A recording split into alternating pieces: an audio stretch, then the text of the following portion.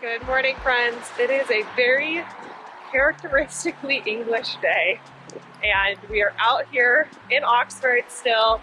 I am going to film one more vlog before I head back to London. This morning, we are heading straight over to the Missing Bean to grab a coffee, and then over to the library. So today, I am going to be looking at a variety of statutes from Virginia, Maryland, to take you along for the journey.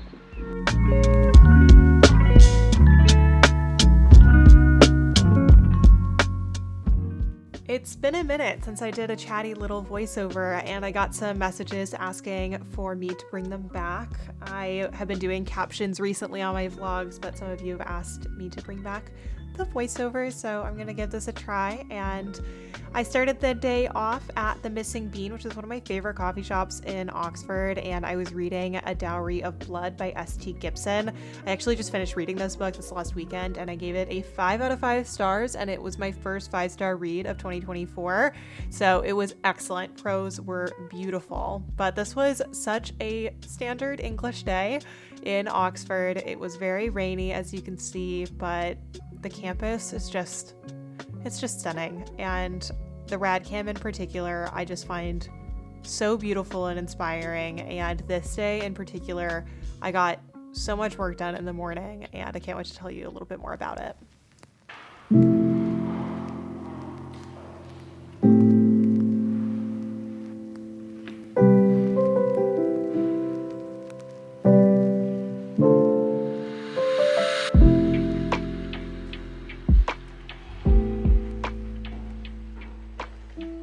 I told you I'd come back with a little update, and during this trip I was working on coding some of these statutes.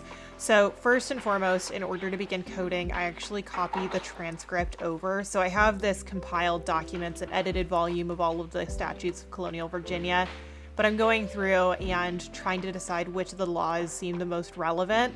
And while primary search criteria would pull up just laws related to slavery, I was also looking at gendered law, servile law, a variety of different types of law.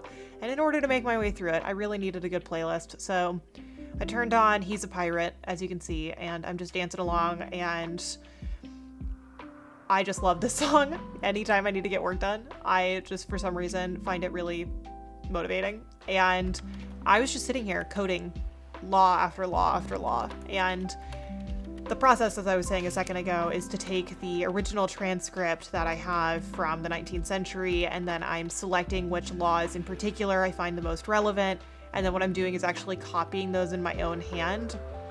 This is actually part of my methodological process because I find that I pay more attention and am more aware of wording when I'm actually copying things down, and then I'll go ahead and code that into my database. And if you want to know a little bit more about qualitative database construction and how it is that I use it, I have my PhD student workflow video on my channel that you can check out. But essentially what I was doing on this day was doing these transcriptions and trying to decide which laws seemed the most relevant. And this is a tedious process. This is really focus driven. I can't be doing anything else. I need to be fully zoned in. And that's one thing that I get questions a lot about, is how it is that I make time for all the different things in my life. And the main answer is that when I'm doing work, especially when I'm doing work on my PhD, I am fully invested. I am only working on that, and it takes up every ounce of my attention. And so on this particular day, I actually was just working in the morning. I ended up leaving the library sometime in the afternoon to actually go back, I think it was around 3, back to the flat. And so in all, I probably got about 5 or 6 hours in, which isn't necessarily a full working day, but when you're working with these primary sources, it is entirely draining. And I got so much work done, and it was so productive, and I'm just really happy with how it turned out. So the truth is that Kate and I had lunch, and we were meant to go back to the library, but instead we came back and we took a little nap. And then to motivate us to go get work done, I ordered us tea. So this is Formason Tea Room. It's like down a random alleyway in Oxford. Chanel told us about it. And we went yesterday. It was amazing. And it's some of the best Taiwanese bubble tea I've ever had. So we're gonna open this up and do a little boba tea haul. Okay, first and foremost, I think this is the oolong milk tea for Kate with boba. And then I got the jasmine milk tea with red bean and boba. Which, by the way, if you've never actually tried it, is one of the best combinations ever, in my humble opinion. Darling. Little ASMR moment.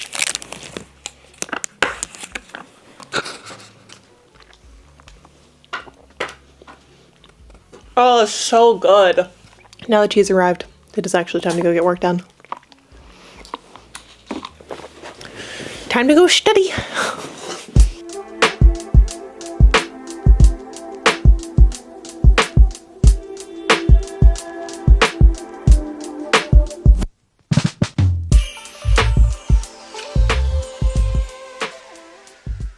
I have a food haul for you. We got Tycoon, and let's see if somebody can actually pick it up. We've got book club in like 12 minutes. We've got massaman curry with chicken, pad thai with veg, mango sticky rice for dessert, and coconut rice. Gorgeous. And we're now gonna munch as quickly as we can before book club. In case you didn't know who I was, hi. And in case you want to join book club and hang out with me and Kate and the rest of the Accepted team and just talk about books, then you can join Accepted Society, and the link will be down below. We don't do a set read, so we don't do a set book anymore. What we do is like themes, and then you just come and talk about books. So It's amazing. it's like the best place to be because you don't have a set reading requirement. You just come and chat about books. So we're gonna eat our dinner and then do book club. And then I still have work to do. We're just not gonna talk about that. Well, I'm glad you're here. Hey Shay, who's ready to talk about some books? In that exact hierarchical order, the money, gold, and then the chocolate. Yes, of course, priorities. Priorities are important. You see, I think Switzerland and I just think cheese and human rights. Oh, cheese, I forgot cheese. What has everybody been reading this month? Cree, you were the first in the room. Take it away. Okay, wait. Random question, and then we will continue the going around the circle. Is saying to somebody what emotions they may experience while reading the book a spoiler? So I'm one of those people that don't really get fazed by spoilers, right? So like I feel Yeah, I'm like, I'll read it anyway. yeah, I kind of feel like if someone says to me what's gonna happen, it's not gonna not make me want to read the book, right? Yeah. But I also kind of think, like, I was thinking about your reaction last time when you finished your book, about like someone saying to you, oh, it's gonna break your heart, you're gonna cry, all this kind of stuff. I'm like, but you don't know what's gonna make me cry. Good morning, friends. It is a beautiful day in Oxford. We somehow managed to wake up to sunshine and very happy about it.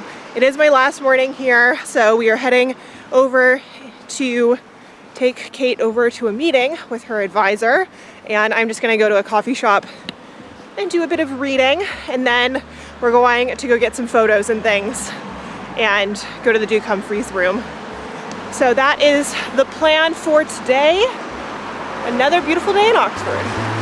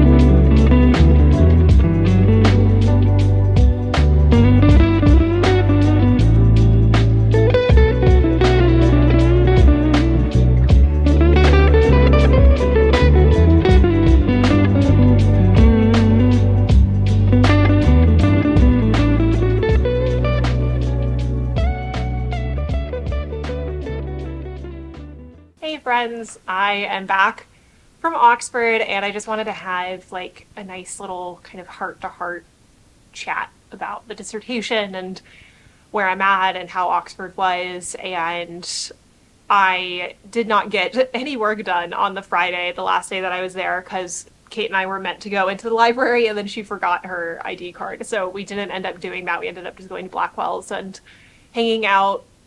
And to be honest, I was quite fried by the end of the week because I was in the library pretty much all day, every day, as you saw, and I was just quite drained, but in the best way, because I finally feel like I was making really good progress on my dissertation. And one thing I wanted to chat about is the roadblocks that have been along the pathway to working on this dissertation. And I feel like it's just been this like stop start the last, 6 to 9 months that I've been working on this project, and I just was struggling to feel like I was getting anywhere. And every time I go back to Oxford, I just feel reconnected with my research, and I think that's because when I was doing my master's was when I felt the most in touch with the research questions, and the research felt so important. In a PhD program, the type of support that you get and the type of work that you're doing just changes, and with how open-ended the dissertation is, it's really difficult to know what to do and what is right. And I learned something valuable this week of being in Oxford, which is that the most important thing for me to be doing right now is reconnecting with the source material. Because I've been getting kind of stuck in the weeds of looking at the secondary literature, and the message that I want to walk away with and that I hope is helpful for you watching this video is that when you're feeling a little bit stuck, just go back to the source. Like, go back to your evidence, go back to the primary research that you've been doing, because usually that's where the answers are.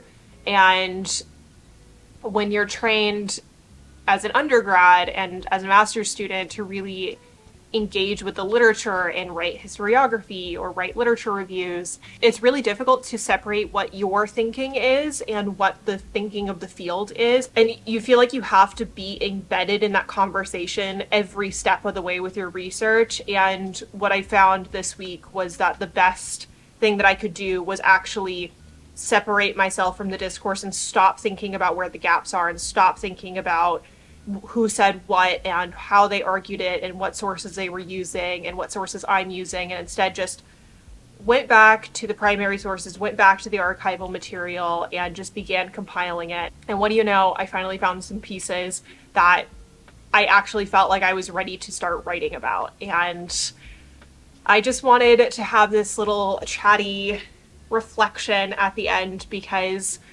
I didn't, one, get a whole ton of footage over the last couple of days for this vlog, but also because I want to capture this thinking and this moment for myself and for you all in hopes that it's helpful. But the whole point of the Dissertation Diaries and the whole point of vlogging this experience is to share the process and also to like capture this thought process as it's happening and be able to reflect on it in years to come.